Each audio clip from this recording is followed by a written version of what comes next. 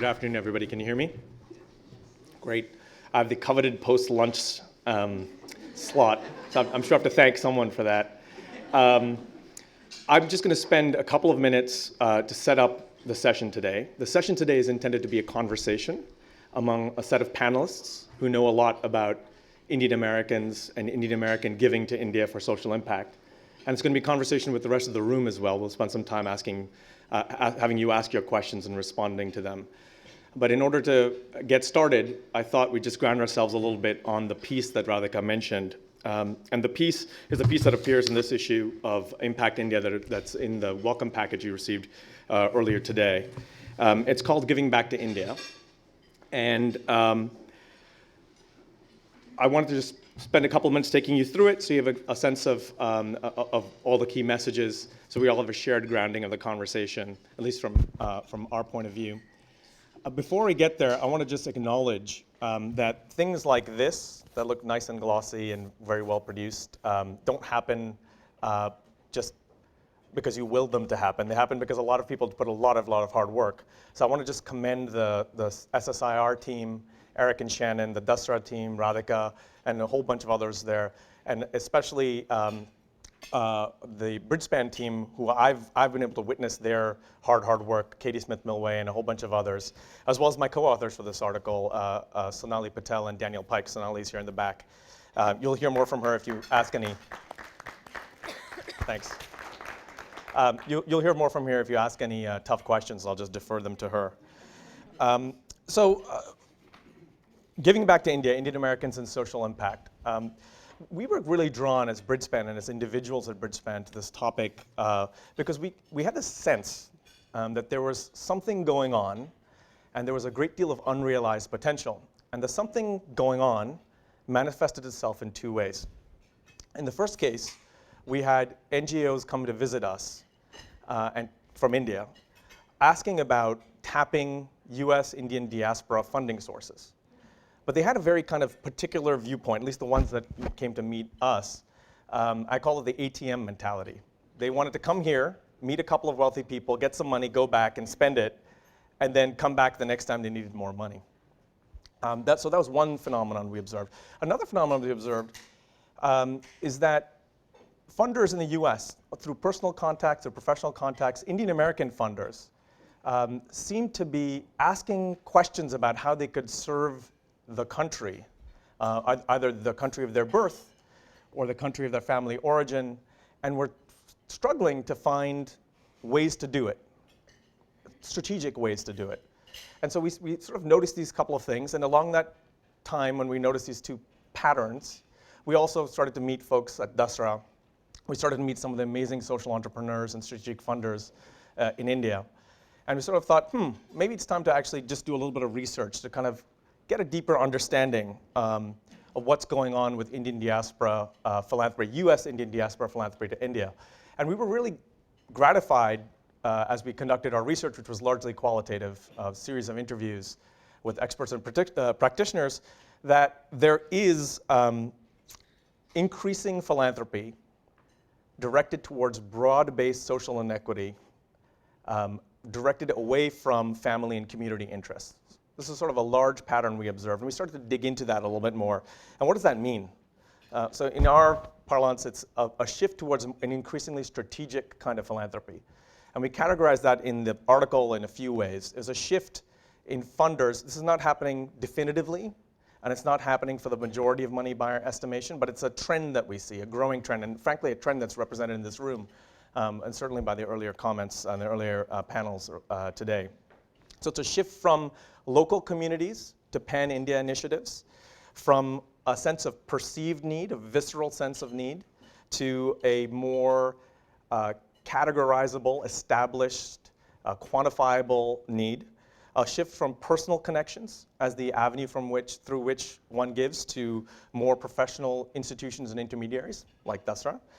And also a shift from subjective measures of what works to things that are a little bit more measurable. People looking for measurable results, and we've heard this theme all throughout the day. And so as we pulled away from the research and we looked at some of the data as well, I'll share that with you in a moment, we gave this very conclusive sense that the Indian American diaspora can have a distinctive and consequential impact on the social and economic development of India. And we came to that belief for a few reasons. One is just the state of the Indian American community. Everybody knows the Indian American community is ascendant. I remember back when, and this is just in popular media, when Indian Americans didn't appear at all. Now it's hard, you'd be hard pressed not to turn on the television and see something. And that's just a casual observation, but as you look at the data, and we had a chance to look at it, it's a staggering amount of wealth concentrated among Indian Americans. And it's not just wealth. Indian Americans tend to be in professional categories, doctors, tech entrepreneurs and the like, where they have much more than financial assets that they can bring to bear to things that they tackle. And beyond their wealth and their non-financial assets, they also have a deep sense of community and a deep sense of connection to this place that spans generations. One of the panelists you hear from later today, that's actually a multi-generational, it's been many years since any members of our family have actually lived in India for an extended period of time. So this sense of just the capacity of this community as well as its motivation to be connected are things that we believe make it important to consider how the Indian American community can give back and give back more strategically. We did some back of the envelope math, and it's really just back of the envelope math. And what we did was we looked at Indian American households that make more than $50,000 a year, which is about 75% of the Indian American households in the US.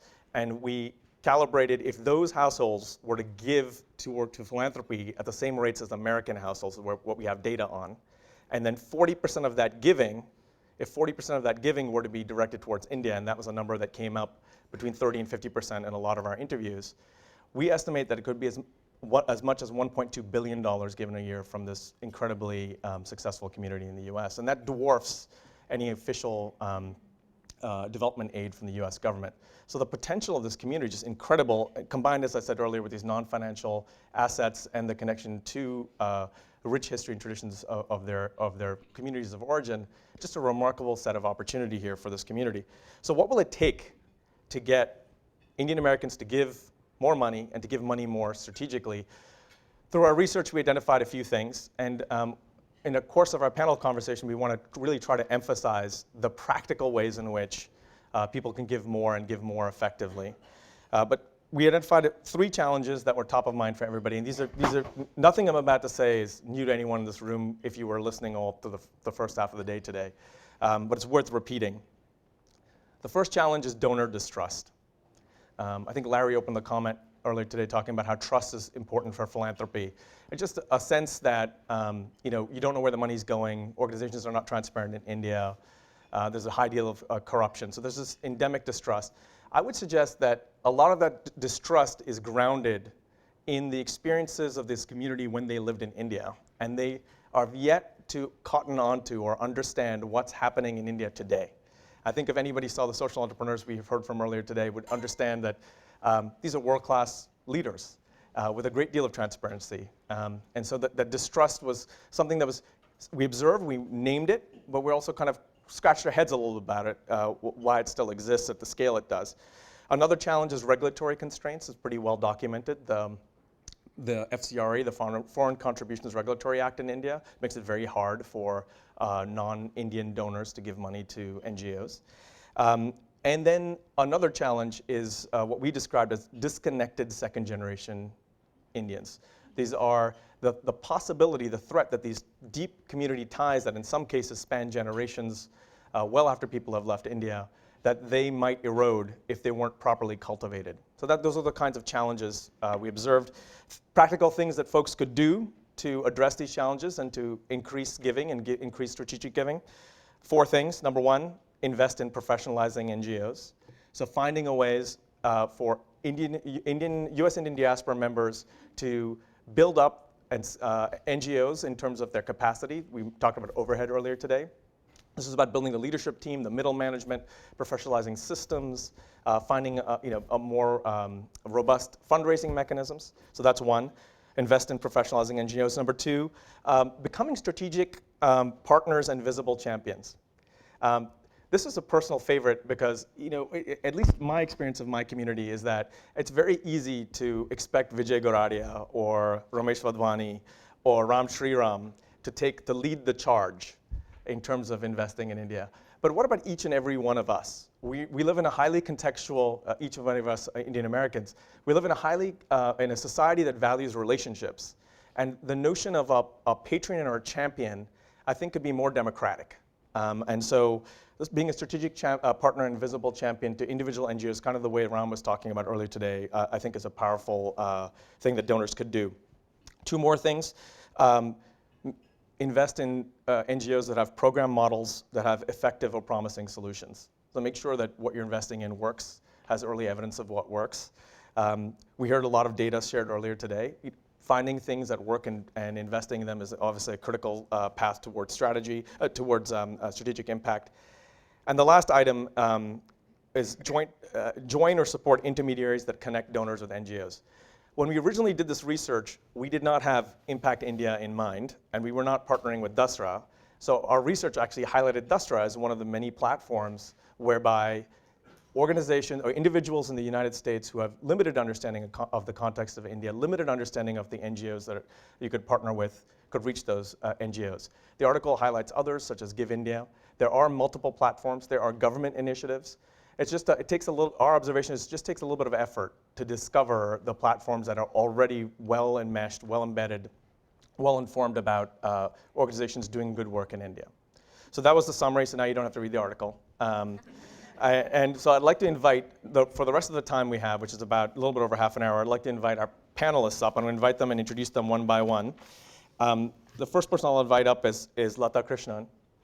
Where's Lata? There she is. She's the CFO of Shah Capital Partners, leading tech private equity fund. And she's also the chair of the American India Foundation. American India Foundation is one of the first strategic philanthropy organizations from the diaspora in the US investing in India. They've raised over $100 million and invested in almost 250 NGOs since their founding. The second person I'd like to introduce you to is Sapphira Goradia.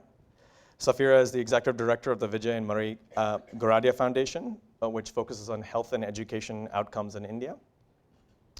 And the last person needs no introduction. It's Deval Sanghavi. He's a co-founder of Dasra, who's been thinking and worrying about how to cultivate the US Indian diaspora for social impact in India for many, many years. And so I'd like to just start by asking our panelists, we're going to try to have a conversation, so I've not teed them up very much. Just start by asking our panelists, as we think about what it will take to encourage Indian Americans to give more and more strategically to India, what would you add to the list of thoughts we generated in the article, or what would you edit?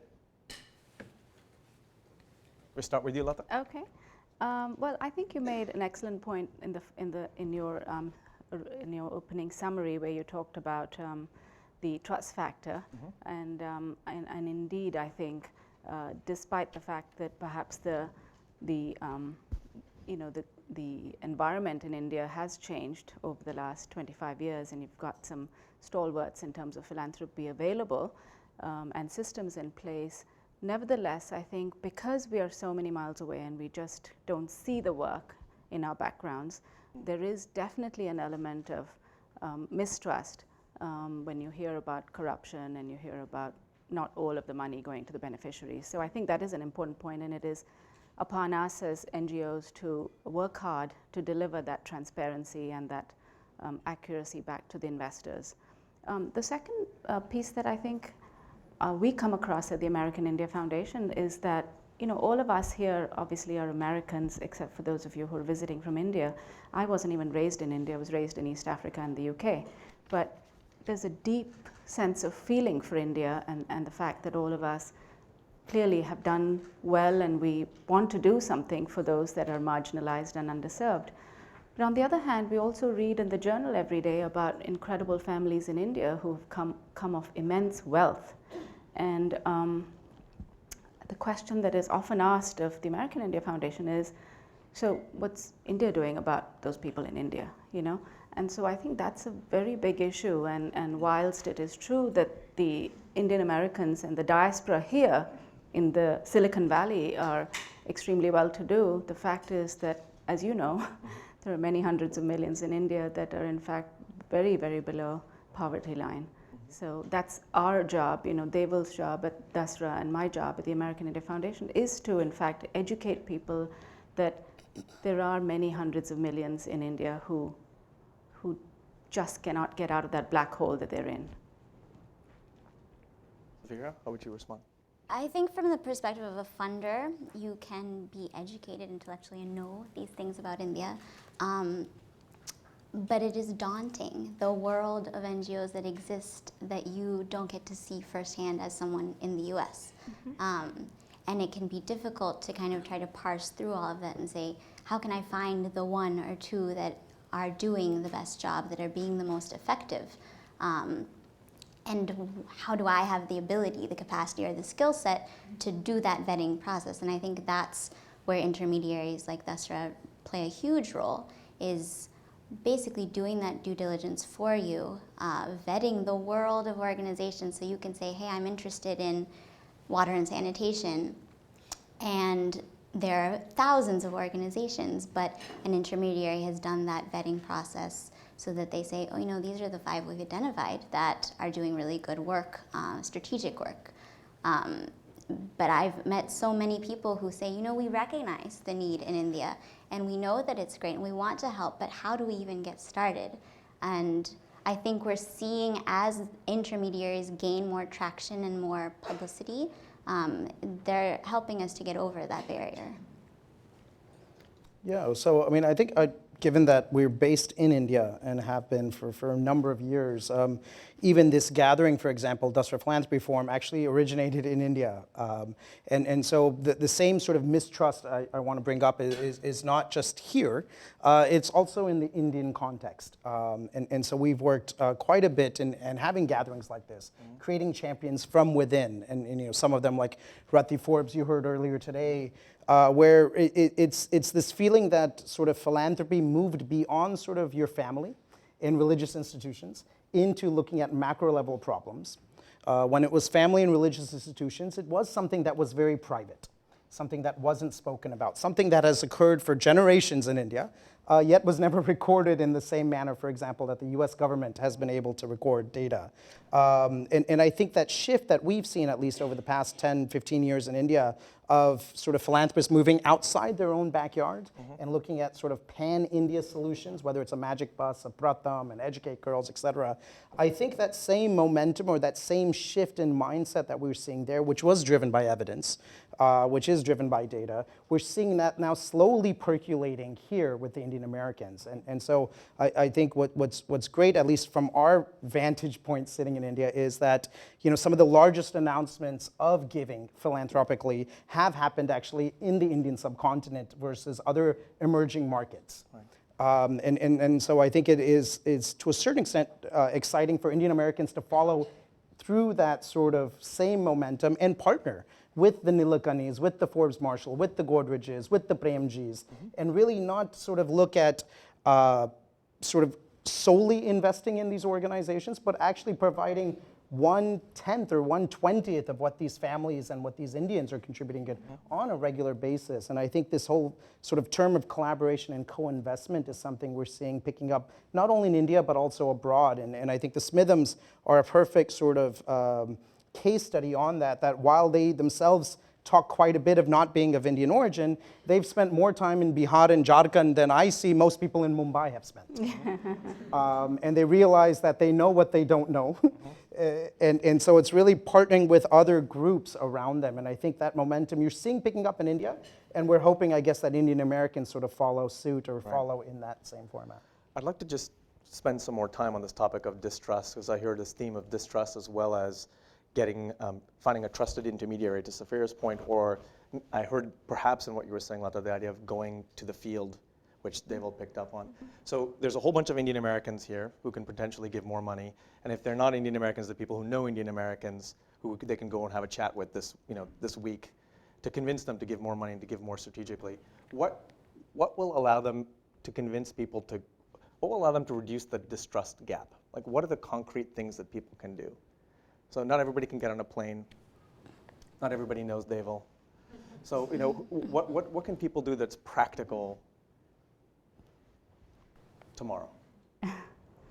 Well, I think the first point I'd make is that it's not just about giving money. It's about other resources. It's about time. It's about technology. It's other resources that are available to one. But short of going to India, I think, most people here are really, here we are preaching to the choir in many ways, right? These are evolved people who really come with the right intention and have taken this whole day to learn about how to give more. So this isn't, in fact, the community we're trying to convert. It's everyone else out there who haven't understood the plight of someone in India, who haven't taken the time to educate themselves.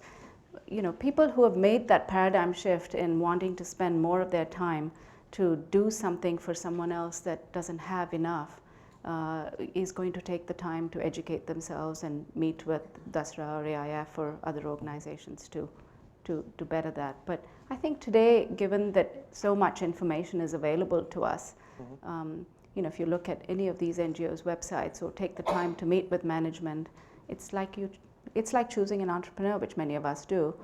You meet with a team, and if you have a certain sense as to whether this is a credible organization, look at their financials. It's much the same way. I don't think there's anything rocket science about investing in philanthropy versus investing in a for-profit company. You want to add to that? I would say, kind of going off of that, I agree that we kind of are preaching to the choir in this room. But that said, so many people in this room are so well respected, are so successful, and I really liked your point, Rohit, about becoming a more visible partner. I think if we're talking about what people here can do, I think that can be something that's very difficult to wrestle with, because I think Indians especially, it can be hard to reconcile being humble and being visible at the same time. And I've seen in my father, who I think many of you know, when he first learned about Pratham, he hates to talk about himself. He hates to talk about his philanthropy, but he saw the potential, and the model was so great that he kind of put those things to the side. And he recognized that his funding alone, operating in a silo, wouldn't take Pratham as far as they had the potential to go. So that's something I've always admired in him, that he really stepped outside of his comfort zone there, and I think that's what a lot of us have the ability to do, is be a voice for the organizations and the NGOs that we fund. And I think that a lot of times we have access to a platform and an audience that our grantees may not have access to. And to my mind, using our position to advocate for these organizations is part of being a good funder. I see a lot of NGO leaders' faces lighting up as you say that. One of the other big themes that came out in the research, which I'm curious to explore, is the connection across generations. So what can be done to cultivate connections among the second and third generation Indians in the US?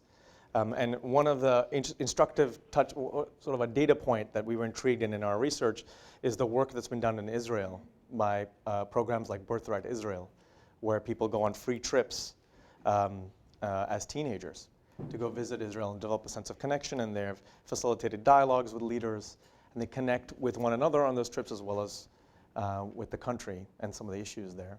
So that was sort of floating in our heads as we were doing the work.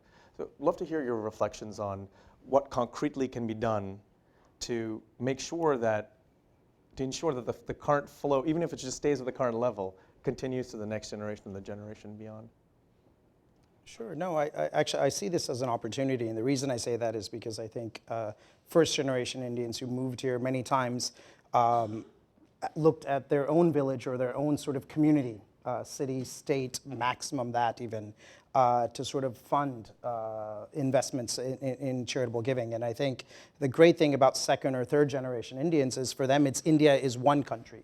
It's 1.2 billion people who, for example, as we saw earlier today, 660 million of them don't have toilets. It's not about my community, it's not about my family, it's not about my religious beliefs. It's about helping the country as a whole, realizing, number one, as Ram Shriram said, the while the issues are huge, the bang for your buck is also great.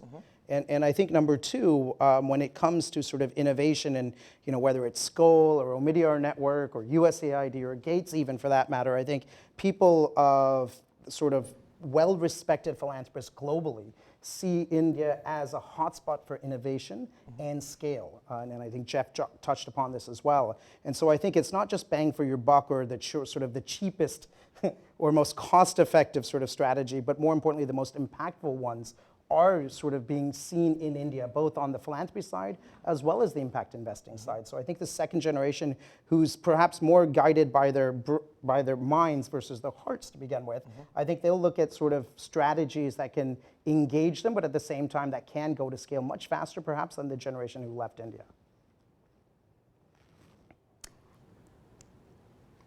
I think, speaking from an NGO perspective, a lot of our grantees, I'm always talking to them about fundraising strategies. And I think that's less, to my mind, of an issue of being born in India versus the US and more of a general, overall generational issue. And I think a good example of that is, there's a lot of Indian nonprofits that have fundraising arms here in the US. And a lot of them use annual galas as a fundraising tactic, and they've been wildly successful over the years.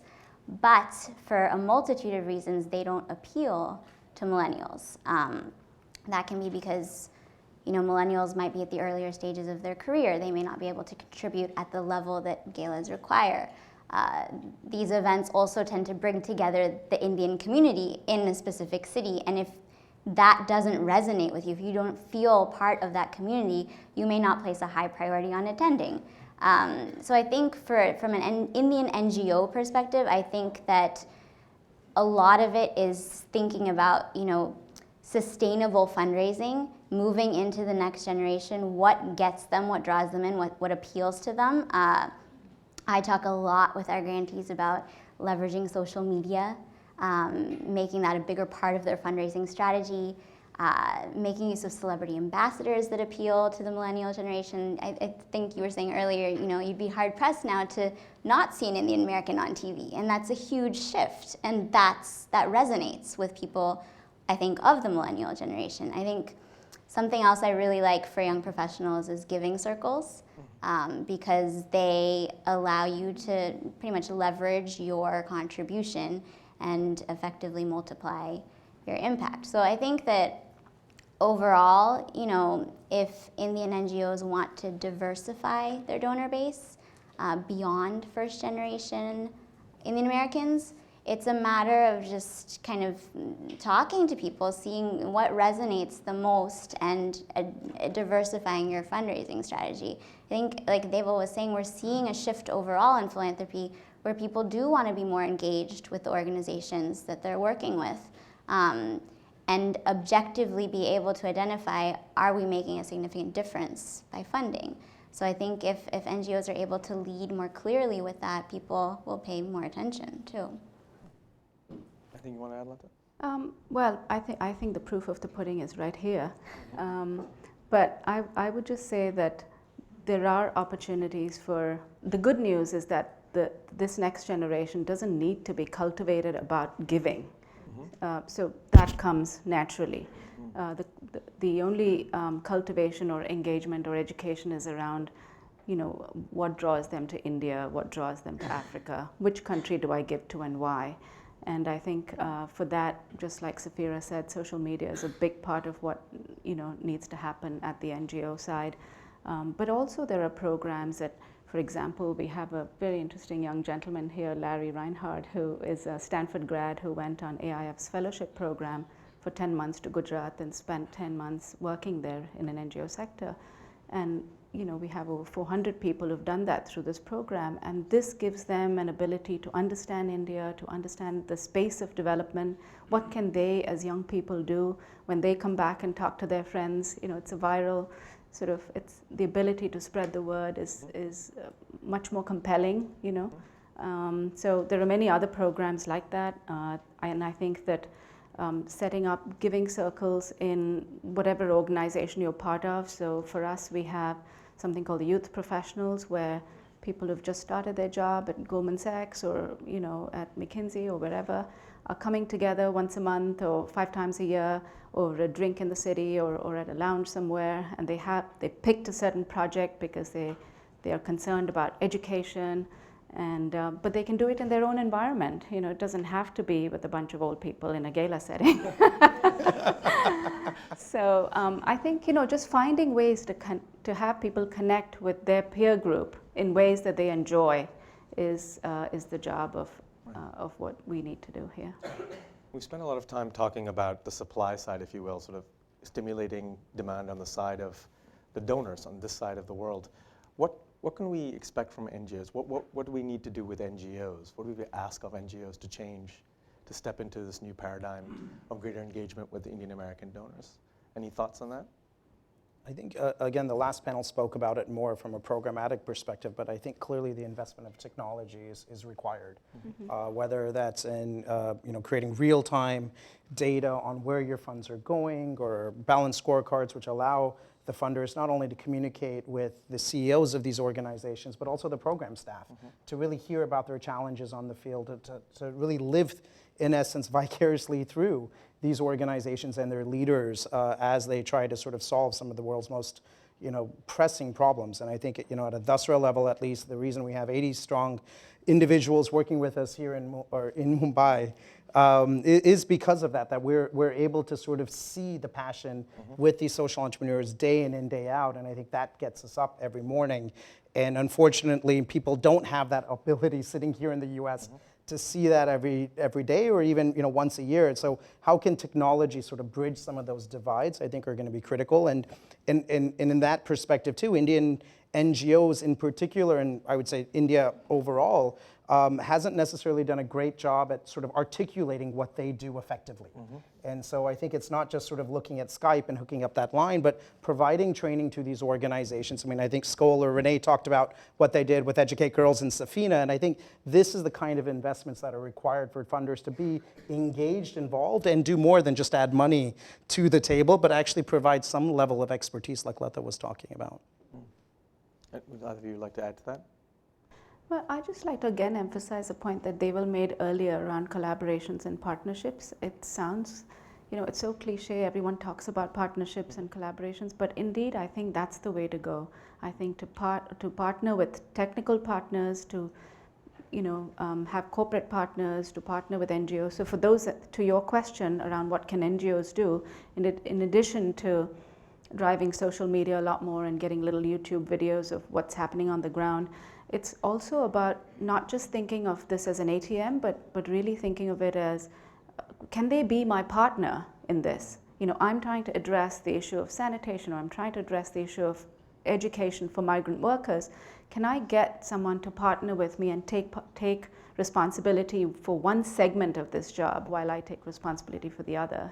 I think that's the way to go for impact. That's very helpful. So we are in the time where we'd like to open it up for folks to questions you might have. Why do we wait for the microphone to come across?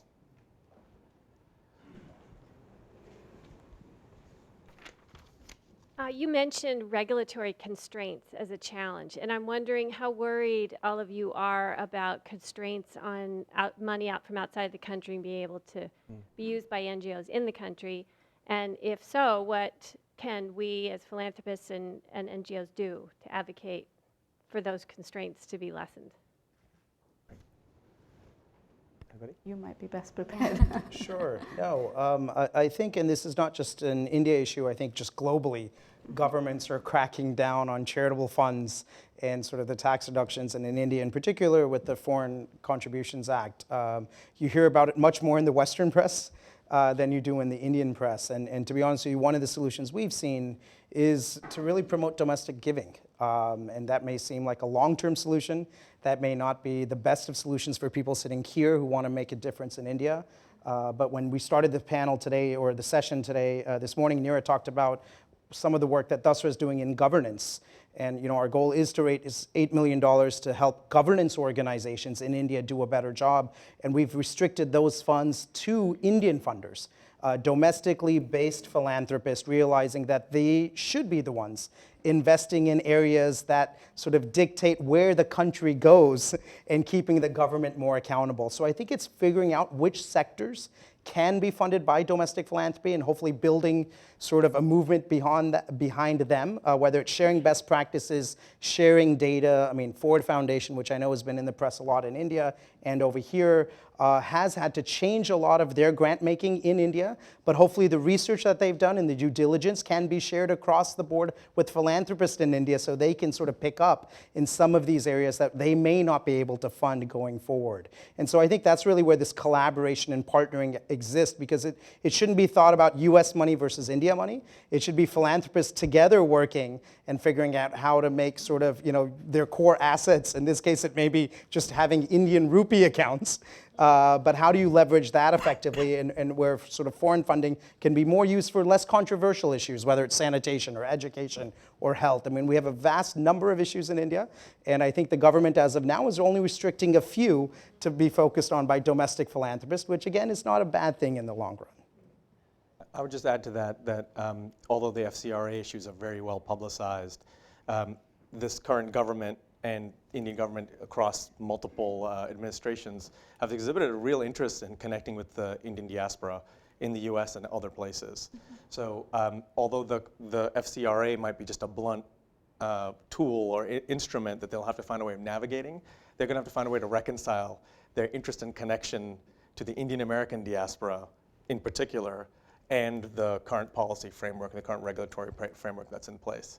So I see those as being those are in stark contrast with each other. And I just wonder what the next few years will bring in terms of policy change or an adaptation there. Because there's clearly a cording and a connection to the US Indian diaspora that's active all over the US. Please. I had a comment more than a question. It's the time of the year here where we all giving, signing up for new things for the new year. And being a part of the Indian diaspora, I kind of wonder why, or would it be possible for you guys to work with, Workday or ADP and have a lot of younger people contribute toward from their salaries every quarter, every month? I think, waiting to get rich and give is a good thing, but I believe that a lot of Indians would give, a percentage of their salaries away if there was an option. So is that something that you guys have worked with, or would that be possible? I'm not sure. In India, I know Give India does a fabulous job at this. United Way does a great job here, and Give to Asia also is just a great organization that allows funders to give effectively outside of the country. I think from a Dasra perspective, again, we realize sort of that we can only spread ourselves too thin, or so thin, but so we do focus quite a bit in India with Give India and other partners that sort of have more of the retail giving. We think it's really critical, and that can actually over time trump what sort of the wealthy are giving in the country, sort of the democratization of philanthropy that Radhika was talking about earlier. But I think, at least as of now, we don't see personally the ability to do that here because of the regulations even in America of registering in each state and having various permissions. It's quite expensive to do. And so only a few organizations, I think, have that capability. I don't know if AIF has done this or... Yeah, AIF does it through, for example, in large companies like Google and Facebook, we might have it through United Way. So then people can, use that as a vehicle to give to India. And I think it's important. I think for individuals, it becomes important to tie yourself to some kind of a platform, because even in terms of regulatory issues in India, it's much easier to work with a ministry when you're represented by a platform behind you, as opposed to an individual sitting there in front of the, Minister for Education or whatever the case might be. So. Question? Radhika? So one of my questions is around technology again. There is a professor here at Stanford, Professor Ashish Goyal, who's leveraging social media, and he's built a platform to discover trust between any two human beings, just the way we do it in the real world, that finding all the connections and the strength of those connections.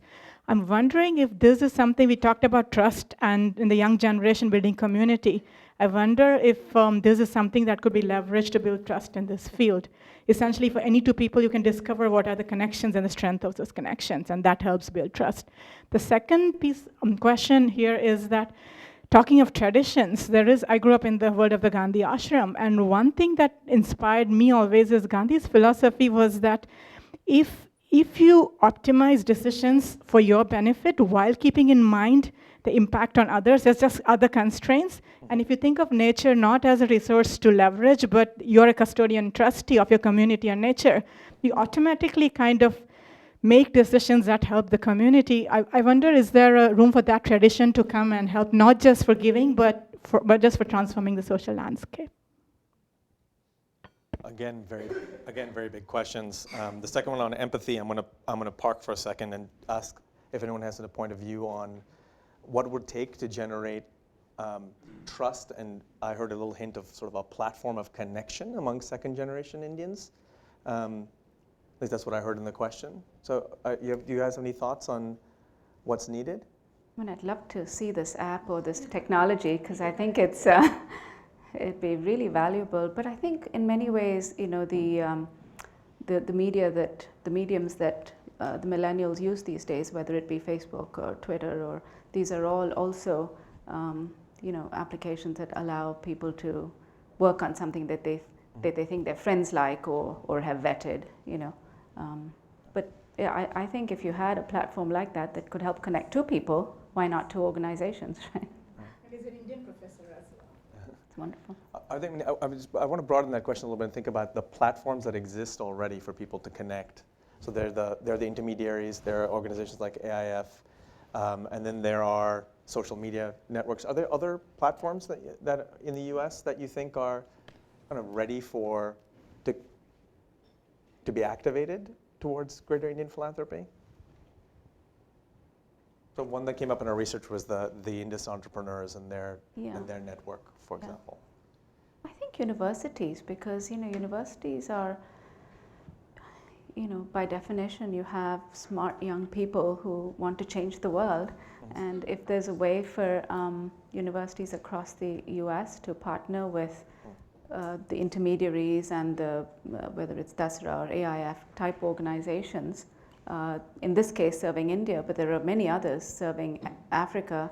I mean, you know, it'd be great to have an app of some sort. Yeah, I mean, universities, I think that in the past and currently, there are always volunteers, there are always fundraisers, and I do think there is a way to optimize that more than just collecting funds, in terms of bringing people together to feel more engaged with organizations, definitely. Right. One of the people we talked to as part of our research encouraged us to think about it as being competitive, actually using the university model of, you know, Stanford versus Harvard or whatever the comparison is, and to compare the Indian diaspora actively with the Chinese diaspora and other diasporas to kind of build up a sense of, so that's sort of linked to the comment there. Last question. I see one over there. Sorry, did I miss somebody? Maybe, again, a little bit more of a comment than a question, but another way of giving, although not giving in the traditional sense, is something that I'm with USAID, something that USAID has recently been involved with. It's the India Diaspora Investment Initiative, which allows anybody in this room that's interested to purchase a note that's being offered through the Calvert Foundation. Those resources get pooled and then lent out to social entrepreneurs in India. And so impact investors, and I know that's something we're going to talk about in a little while, have an opportunity in India then to pool resources with money that's coming from the diaspora. The diaspora will receive a patriotic discount, and again, this is open for anybody, not just the diaspora, even though the word diaspora is in the title. But they receive a discount and receive a rate of return, actually, of something like 0 to 3%. The president announced this when he was in India earlier this year. The objective there is to pool resources from the Indian American community to social entrepreneurs in India, who then could use this money for projects in water sanitation, clean energy, education, et cetera. New initiative being just launched this past September, and when the two leaders met again recently, they discussed this. But I think this is another way that, going back to Ankit's question, where people in America can give without necessarily having to travel overseas or connect themselves directly to what's going on in India. Thank you for that. So in wrapping up, I think I think my observation from this session is that it's really a fertile time. There's clearly a tremendous amount of financial assets in the hands of Indian Americans who have also non-financial resources to bring to bear and a motivation to do something. At the same time, there's a great amount of need and a burgeoning social sector with a greater amount of professionalization and transparency, as we've seen witnessed all through today and will continue to hear, that could really benefit from the wisdom, the time, talent, and treasure of the Indian American diaspora. And it's examples like the initiative that was just cited. We're going to see a series of experiments, and I invite everybody here to continue to have this conversation either with yourself or with people that you know, to try to think about, in this time of great potential, of connecting these two streams, what can you do and what can people you know do to give more and give more effectively to India? Thank you.